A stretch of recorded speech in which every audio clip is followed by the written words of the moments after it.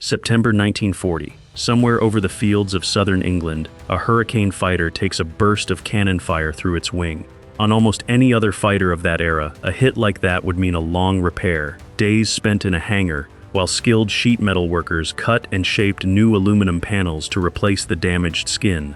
On this aircraft, ground crew patched the torn fabric covering the wound with a fresh section of doped canvas, check the steel tube framework underneath for damage, and have the fighter back in the air within hours rather than days. The pilot climbing down from the cockpit that afternoon has no particular reason to think of himself as flying anything other than an ordinary fighter doing an ordinary job. He is exhausted, the way most fighter command pilots were exhausted by early September of that year, having flown multiple sorties a day for weeks on end, snatching sleep between scrambles, eating meals interrupted by the telephone ringing in the dispersal hut. He does not know, standing on the grass beside his damaged aircraft while riggers already begin peeling back the torn fabric to assess the wound underneath, that the specific way his aircraft is built, a construction choice made 5 years earlier by an engineer who was simply drawing on what his company already knew how to build, is quietly becoming one of the more important reasons his squadron can keep flying at all. That single detail, easy to overlook in the middle of a much larger story about dogfights and formations and kill counts, may be one of the most important reasons the Royal Air Force was able to keep enough fighters in the sky to survive the Battle of Britain at all. This is the story of the Hawker Hurricane, the fighter built from cloth and wood and steel tubing at a moment when that seemingly old-fashioned construction turned out to matter more than almost anyone had expected. Pause on that, because the Hurricane rarely gets to be the main character in the story of the summer of 1940. That role, in the popular imagination, almost always belongs to the Spitfire, with its elegant elliptical wing and its stressed skin aluminum construction, the aircraft that has come to symbolize the entire battle in film and memory alike. What tends to get left out of that version of the story is a simple, uncomfortable fact for anyone attached to the more glamorous aircraft. During the Battle of Britain, Hurricane squadrons actually shot down more enemy aircraft than Spitfire squadrons did, simply because there were more of them in the sky, built faster, repaired faster, and kept flying through losses that would have grounded a more delicate design far sooner. To understand why, you have to go back several years earlier, to a design office in Kingston upon Thames, and a chief engineer named Sydney Camm, working through a problem that most of the Royal Air Force's senior leadership was not yet convinced needed solving at all. In the early 1930s, the Royal Air Force's frontline fighters were still, for the most part, biplanes, fabric-covered, open cockpit aircraft with fixed landing gear and a top speed that had barely improved in the better part of a decade.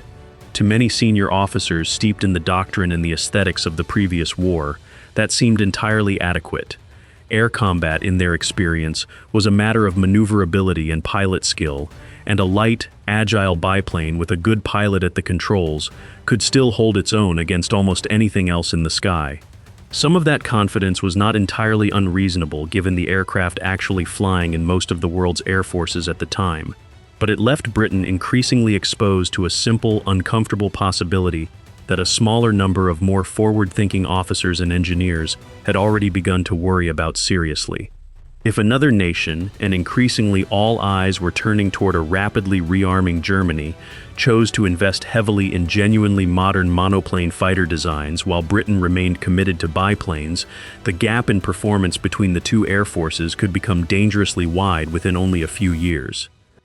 Sydney Camm did not share the prevailing confidence in biplane doctrine, and he began, largely on his own initiative rather than in direct response to an official requirement, sketching something considerably more radical: a monoplane fighter with a fully enclosed cockpit, retractable landing gear to reduce drag, and 8 machine guns concentrated in the wings rather than the traditional pair mounted on the fuselage.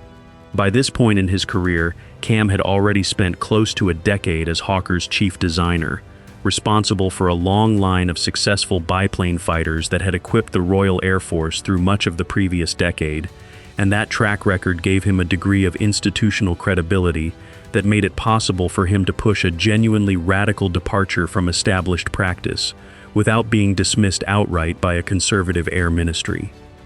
The Air Ministry eventually caught up to Camm's thinking, issuing a specification in 1934 that called for exactly the kind of high-performance monoplane fighter he had already been quietly developing. Even then, the path to production was not entirely smooth.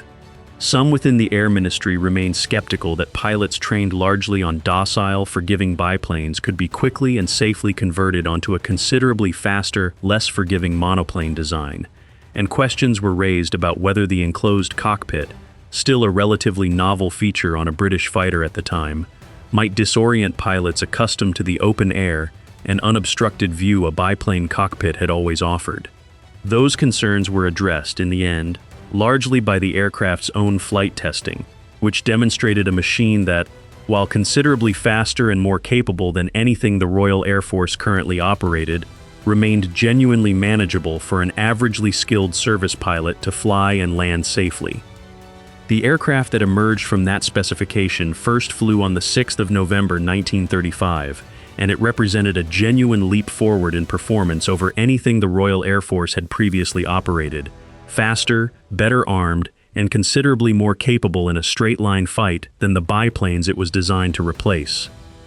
What made the design genuinely unusual, though, was not the layout or the armament. It was the construction technique Camm chose beneath the aircraft's modern-looking exterior. Rather than building the fuselage as a single load-bearing metal skin, the way the emerging generation of truly modern monoplane fighters increasingly did, Camm's design retained a structure built around a Warren Truss framework of high-tensile steel tubing, essentially a rigid geometric lattice of struts bolted and welded together to form the fuselage's basic skeleton. Over that steel frame, the fuselage was covered largely in doped fabric, the same lightweight, tightly stretched canvas material that had covered aircraft since the earliest years of powered flight, with only the areas immediately around the engine and cockpit clad in more conventional metal panels. The wings, in the aircraft's earliest production form, followed a similar philosophy, a wooden and metal internal structure covered in fabric rather than a fully stressed aluminum skin, though later production variants would eventually adopt metal-skinned wings as the design matured through the war. The engine at the heart of the design, a Rolls-Royce Merlin, the same family of engine that would later power the Spitfire and, in modified form, the American-built Mustang, gave the airframe genuinely competitive performance regardless of the somewhat old-fashioned structure surrounding it. It is worth pausing on that pairing because it illustrates something important about how the Hurricane actually worked as a complete design. The aircraft's performance came substantially from that shared, genuinely advanced engine rather than from any particularly advanced aerodynamic refinement in the airframe itself. And it was precisely because the engine was doing so much of the performance work that Camm had the freedom to make more conservative, practical choices elsewhere in the design without sacrificing the aircraft's ability to compete with contemporary fighters from other nations. If a story about an aircraft that succeeded partly because of a construction technique everyone else thought was already becoming obsolete is the kind of engineering history you want more of, this channel exists to keep telling stories like it properly. Subscribing is free, it takes only a moment, and it genuinely helps stories like this one find the people who would want to hear them. There is more of this coming. At the time this design choice was made, it looked, to some observers within British aviation circles, less like a bold decision and more like a company simply building what it already knew how to build. Hawker had extensive experience constructing exactly this kind of tube and fabric airframe from its long history of biplane fighter production throughout the 1920s and early 1930s, and adapting that familiar construction technique to a new monoplane layout was, in a very real sense, the path of least resistance for a company under pressure to get a new fighter into production quickly.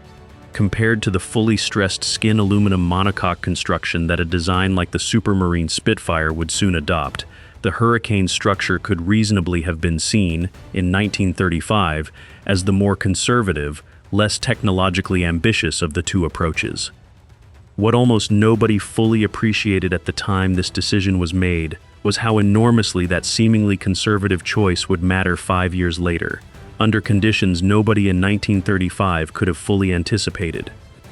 The Hurricane entered squadron service with the Royal Air Force toward the end of 1937, and by the time war broke out with Germany in September of 1939, It formed the backbone of Fighter Command's strength in a way that is easy to underestimate today, given how thoroughly the Spitfire has come to dominate popular memory of that period. Hurricane squadrons considerably outnumbered Spitfire squadrons throughout the early years of the war, a simple consequence of the fact that Hawker's construction techniques and existing production infrastructure allowed the company to build completed aircraft considerably faster than Supermarine's more labor-intensive stressed skin construction method could match, at least in those crucial early years before aircraft production more broadly ramped up across the entire British aviation industry. The years between the Hurricane's first flight and the outbreak of war were themselves a period of mounting urgency across the entire British aviation industry, and it is worth understanding just how narrow the margin actually was between having enough modern fighters ready and not having them at all. The Munich crisis of 1938, when Britain and Germany came to the brink of war over Czechoslovakia before a last-minute diplomatic settlement postponed the conflict by roughly a year, exposed with brutal clarity just how unprepared Fighter Command still was at that point. With only a handful of squadrons yet re-equipped with the new monoplane fighters, and the rest still flying the aging biplanes the Hurricane and Spitfire had been designed to replace. That extra year, bought at what many in Britain at the time and since have regarded as a considerable moral cost, turned out to matter enormously for the Hurricane program specifically, giving Hawker's production lines crucial additional months to build up the stock of aircraft that would prove so vital when the real test came in the summer of 1940. By the time war was actually declared in September of 1939, Hurricane production had reached a pace that allowed the Royal Air Force to equip a genuinely substantial number of squadrons, and that head start over the more slowly produced Spitfire proved to be one of the quiet, unglamorous reasons Fighter Command possessed the numerical strength it did when the Battle of Britain began less than a year later. Aircraft that exist in squadron service on the day a battle begins matter considerably more than aircraft still on a drawing board or still working their way through a production line, however superior those future aircraft might eventually prove to be, and the Hurricane's practical, quickly buildable construction meant it was overwhelmingly the aircraft that was actually there, in numbers, when Britain needed it most. Before the Battle of Britain ever began, the Hurricane had already been tested in a considerably less successful campaign that deserves honest mention, because it shaped both the aircraft's reputation and the tactical lessons Fighter Command carried into the summer that followed. During the Battle of France in May and June of 1940, Hurricane squadrons were deployed to the continent in support of the retreating British Expeditionary Force, flying from hastily organized airfields under conditions considerably more chaotic and less well supported than the organized, radar-guided defense Fighter Command would later mount over southern England. Losses during that brief, disastrous campaign were severe, a consequence less of any fundamental flaw in the aircraft itself than of the broader collapse of the entire Allied position in France, aircraft operating without adequate ground control, ground crew, spare parts, or secure airfields as German forces advanced with startling speed. What the Battle of France did provide, at considerable cost, was a hard education in exactly the kind of combat conditions the Hurricane would soon face in far greater numbers and under far better organized circumstances back home. Pilots who survived those weeks over France returned to Britain with genuine combat experience against the same German aircraft types they would soon be facing again, and lessons about tactics, formation flying, and the aircraft's own strengths and weaknesses that had been paid for in blood over French airfields were carried directly into the preparations Fighter Command made in the weeks before the Battle of Britain began in earnest. Air Chief Marshal Hugh Dowding, commanding Fighter Command throughout this entire period, drew a lesson from the French campaign that would prove enormously consequential for everything that followed. Watching Hurricane squadrons committed piecemeal to a collapsing continental campaign, their losses mounting with little strategic benefit to show for it, Dowding grew increasingly convinced that Britain could not afford to keep feeding fighter squadrons into a battle that was already lost, and he resisted, with a stubbornness that was not universally popular within the wartime government at the time, further demands to send additional squadrons across the Channel as the French position deteriorated further. That decision, Controversial in the moment and still debated by historians assessing exactly how much more support France might reasonably have expected, preserved a meaningful core of Fighter Command's hurricane strength that would otherwise have been lost or badly depleted in a campaign that, by the time the worst of the fighting arrived, no longer had any realistic chance of changing the outcome on the ground. It is a sobering thought that some of the very aircraft that would go on to hold the line during the Battle of Britain only remained available to do so because Dowding had been willing to say no to further commitments in France, at real political cost to himself, in order to preserve what remained for the fight he correctly judged was still to come. It is worth remembering that the pilots who held the line in the summer of 1940 were not, for the most part, facing German air power for the first time. A meaningful number of them had already fought this same enemy once, lost badly, and returned home determined not to repeat the same mistakes. By the summer of 1940, as German forces overran France and the Battle of Britain began in earnest, that production advantage translated directly into numbers in the sky. When the battle opened, Fighter Command had considerably more squadrons equipped with Hurricanes than with Spitfires, and that numerical weight shaped how the Royal Air Force actually fought the battle on a day-to-day basis. Fighter controllers on the ground, directing squadrons toward incoming German raids based on radar plots and observer reports, increasingly developed a rough tactical division of labor between the two aircraft types as the battle progressed. Spitfire squadrons, with their somewhat superior high-altitude performance and tighter turning radius, were more often directed toward the German fighter escorts, the Messerschmitt Bf-109s, protecting the bomber formations. Hurricane squadrons, meanwhile, were frequently tasked with attacking the bombers themselves, flying into the heavier, more concentrated defensive fire of German bomber formations, where the Hurricane's stable gun platform and heavy concentrated firepower proved genuinely effective. That tactical division was never absolute, and it would be misleading to suggest that Hurricane squadrons never engaged German fighters, or that Spitfire squadrons never attacked bombers.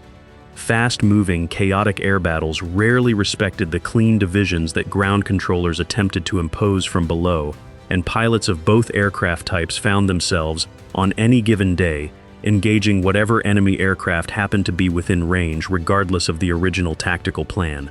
But the broad pattern held often enough across the course of the battle to shape both the casualty figures and the victory claims each aircraft type accumulated, and it reflected a sensible use of each design's particular strengths, rather than any sense that one aircraft was simply being handed the easier assignment. That division of labor helps explain a statistic that surprises a great many people encountering it for the first time, one that sits uncomfortably alongside the Spitfire's outsized place in popular memory of the battle. Across the entire Battle of Britain, Hurricane squadrons were credited with destroying more German aircraft than Spitfire squadrons managed, not because the Hurricane was necessarily the superior aircraft in a direct one-to-one comparison, but because there were simply more Hurricanes in the sky, flying more sorties, shooting at more targets, across the course of that summer. Pause on that, because it reframes a story that popular memory has, over the decades, simplified considerably. The Battle of Britain was not, as it is sometimes remembered, primarily a story about the Spitfire alone standing against the Luftwaffe. It was, in terms of raw numbers and raw combat results, at least as much a Hurricane story, and arguably more of one, even though the more elegant, more photogenic Spitfire has largely claimed that cultural memory for itself in the decades since. The armament arrangement Camm had insisted on from the earliest sketches, 8 rifle-caliber machine guns concentrated in the wings rather than the smaller number of guns mounted closer to the pilot that many earlier fighters had relied on, gave the Hurricane a genuinely formidable weight of fire once its guns were brought to bear, even if each individual bullet carried less destructive power than the cannon rounds some contemporary German fighters were beginning to carry by the summer of 1940. Concentrating that fire in the wings, converging at a carefully calculated distance ahead of the aircraft, meant that a well-aimed burst from a Hurricane could deliver a genuinely devastating quantity of rounds into a target within a very short firing pass, a real advantage against the more thinly armored, unescorted German bombers that formed such a significant part of the aircraft's actual combat diet during the battle. Against the German Messerschmitt Bf-109, the fighter that represented the Luftwaffe's most capable and most numerous single-engine escort throughout the battle, the Hurricane found itself at a genuine, measurable performance disadvantage, generally slower and less capable at higher altitudes than its German counterpart. Pilots and squadron leaders of the period were broadly aware of this disadvantage, and much of the tactical adaptation that developed over the course of the battle, including the informal division of labor between Hurricane and Spitfire squadrons discussed earlier, grew directly out of an honest recognition that the Hurricane was better used against bombers than thrown into extended dogfights against the newest German fighters, wherever that choice could reasonably be avoided. That is not a story of an aircraft failing to live up to its billing so much as a story of a sensible, pragmatic, tactical doctrine built around honestly understanding an aircraft's actual strengths and weaknesses, rather than pretending it could do everything equally well. What made it possible for the Hurricane to sustain that kind of sortie rate through weeks of continuous, exhausting combat comes back directly to the construction technique Sydney Camm had chosen back in 1935, largely out of practicality, rather than any specific foresight about the demands of a future air battle fought under the exact conditions of the summer of 1940.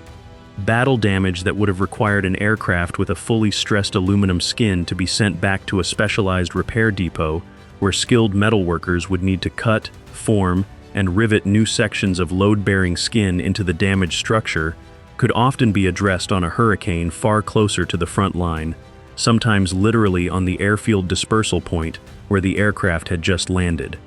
Ground crews with comparatively modest training in fabric repair, a skill set closer to traditional aircraft rigging than to the specialized sheet metal work a stressed skin aircraft demanded, could patch bullet holes and cannon damage in the fabric covering, inspect the steel tube framework underneath for any structural damage, and in many cases, return a damaged aircraft to flying condition within a matter of hours rather than the days or weeks a more severely damaged stressed skin aircraft might require at a proper repair facility. Squadron records and post-war accounts from ground crew who serviced Hurricanes during the battle describe exactly this kind of rapid, improvised repair work, becoming almost routine as the summer wore on. Aircraft returning from a sortie with fabric torn and scorched by cannon fire, patched within the hour by riggers working directly on the dispersal line, and airborne again on the next scramble before the pilot had even finished his post-flight debriefing.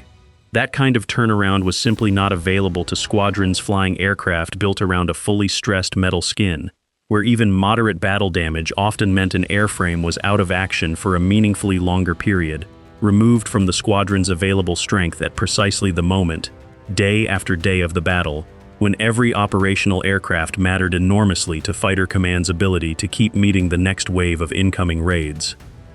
Across the sustained, grinding attrition of the Battle of Britain, when Fighter Command's ability to keep enough fighters in the air on any given day mattered as much as any single dogfight's outcome, that difference in repair time was not a minor logistical footnote.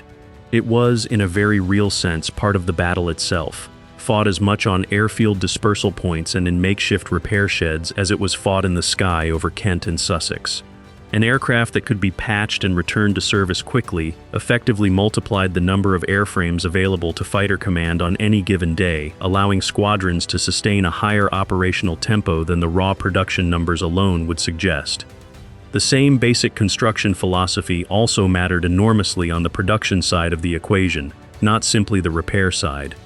Building a Hurricane required less specialized skilled labor than building a Spitfire's more complex stressed skin structure, and it required construction techniques that smaller subcontractors and workshops across Britain, many of them with backgrounds in traditional woodworking, furniture making, or general engineering rather than specifically in advanced aircraft metalwork, could be relatively quickly trained to produce components for.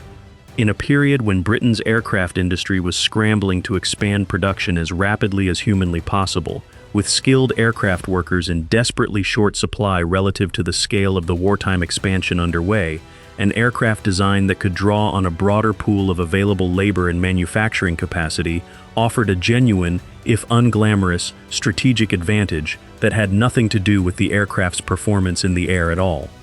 That production advantage showed up clearly in the raw output numbers throughout the crucial early years of the war. Hawker and its associated subcontractors were able to deliver completed Hurricanes to the Royal Air Force at a pace that Supermarine's more specialized production process, reliant on a smaller pool of workers trained in the precise, demanding discipline of stressed skin aluminum construction, simply could not match during those same critical months. It is worth remembering that aircraft production in 1940 was never simply a matter of factories working at whatever pace their designs allowed. It was a matter of finding, training, and retaining enough skilled workers to staff those factories in the first place, competing for the same limited pool of trained labor against every other branch of a rapidly mobilizing wartime economy, and a design that could be built by workers drawn from a wider range of prior trades held a meaningful advantage in that specific, unglamorous competition for scarce human resources. None of this is to suggest that the Hurricane was, in every measurable respect, simply the equal of the Spitfire, or that its construction technique represented some kind of unambiguously superior engineering choice that the more celebrated aircraft's designers had somehow overlooked. The Spitfire's more advanced aerodynamic design and its lighter, more efficient stressed skin structure gave it a genuine performance advantage at higher altitudes and in the kind of sustained turning fights that increasingly defined engagements against the best German fighters as the war progressed. Supermarine's engineers had made a deliberate choice to pursue that more technologically ambitious construction method precisely because it offered performance advantages that the Hurricane's more conservative structure could not fully match, and as the war continued into later years, the Spitfire's design proved considerably more capable of the sustained development and performance improvement that let it remain competitive against increasingly capable German fighters right through to the end of the conflict. A trajectory of continuous improvement the Hurricane's more limited airframe eventually struggled to match. Pilots who flew both aircraft during the war generally described a genuine and consistent set of trade-offs between them, rather than a simple hierarchy with one aircraft straightforwardly superior to the other.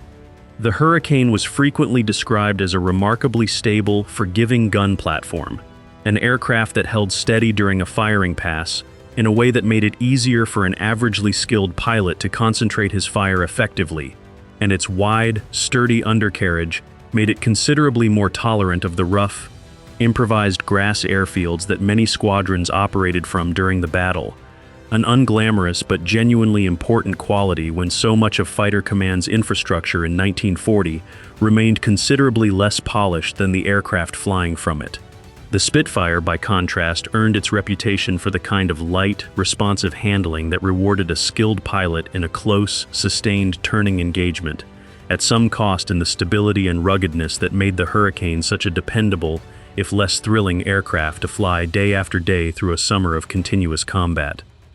What the Hurricane's construction technique offered instead was something the Battle of Britain specifically, at that specific moment in the war, needed just as urgently as raw performance: availability.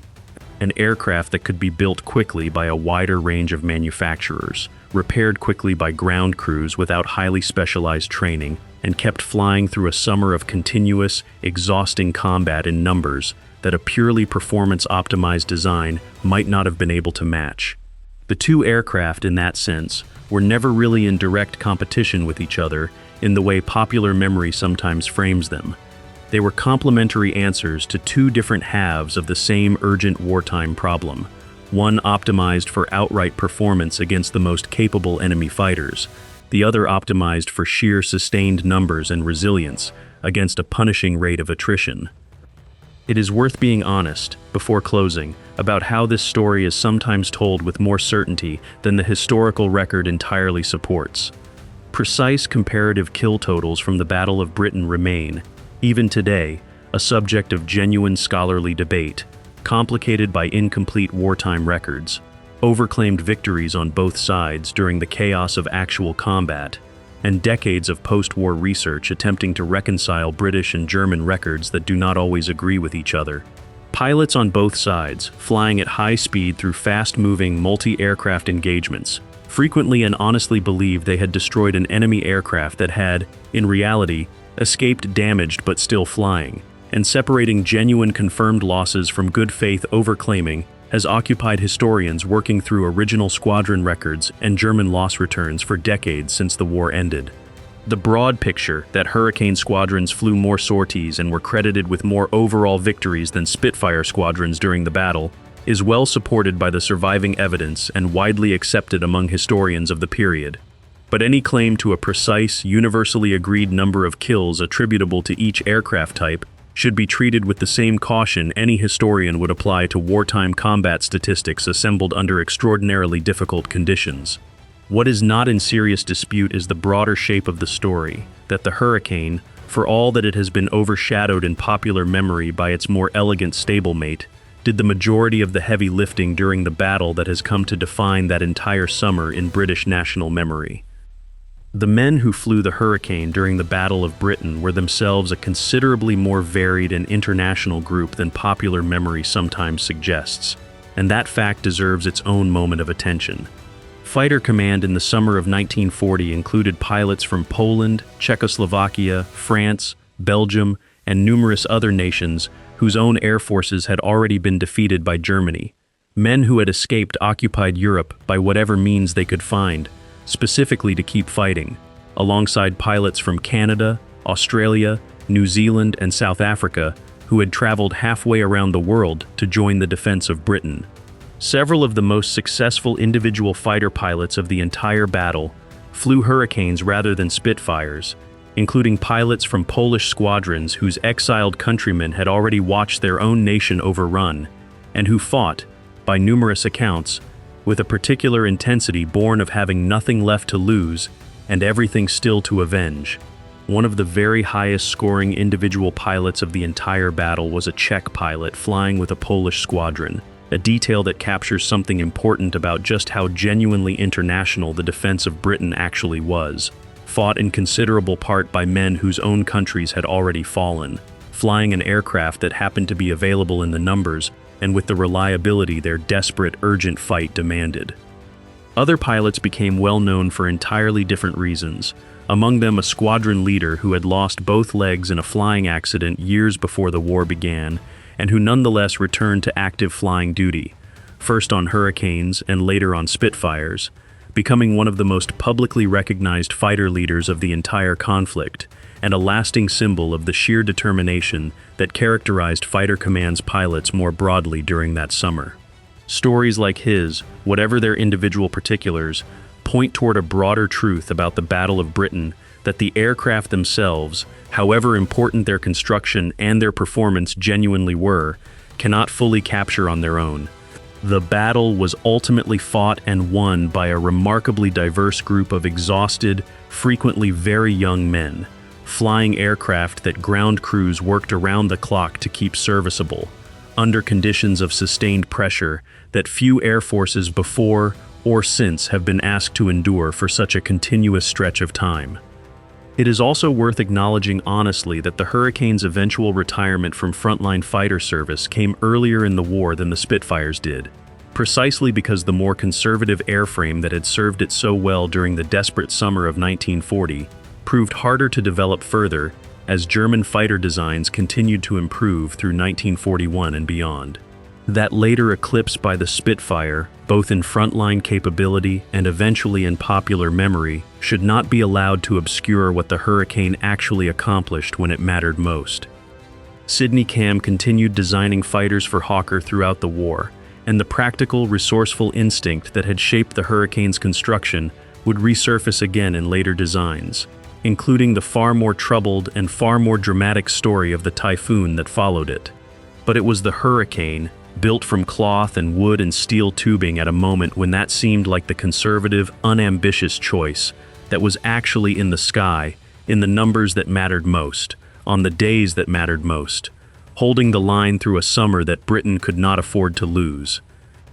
The Hurricane's story did not end with the Battle of Britain, and the aircraft's underlying versatility, itself partly a product of that same practical, adaptable construction philosophy, allowed it to find genuinely important roles across a remarkable range of later campaigns, even as it gradually ceased to be Fighter Command's primary interceptor. Navalized versions, known as Sea Hurricanes, operated from British aircraft carriers and from converted merchant ships fitted with catapult launchers, providing convoy protection against German long-range bombers at a point in the war when the Royal Navy still had few better alternatives available for that specific, urgent need. Hurricane squadrons defended the besieged island of Malta through some of the most sustained and desperate aerial fighting of the entire war, operating from an island under near-constant bombardment, where the aircraft's rugged undercarriage and forgiving handling once again proved as valuable as its raw performance figures.